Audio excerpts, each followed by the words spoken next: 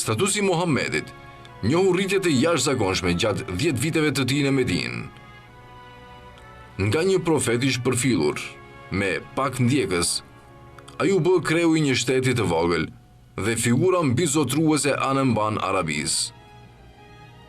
Ky transformim u arrit përmes ndërthurjes së luftës, negociatave dhe predikimit, me suksesin që u duk se konfirmoi të drejtën e profetit Muhammed, jo vetëm për profetësi, por edhe për udhëheqje politike.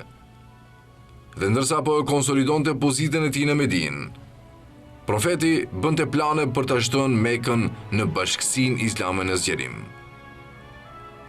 Në vitin 630, profeti Muhammed udhëhoqi një forcë prej 10.000 njerëzish për në rrethinat e Mekës, duke demonstruar cilësitë si një shtetar. Ai u premtoi banorëve se do të kursehej jeta dhe pasuria e tyre do të qëndronte e sigurt nëse dorëzonin qytetin dhe e pranonin Islamin.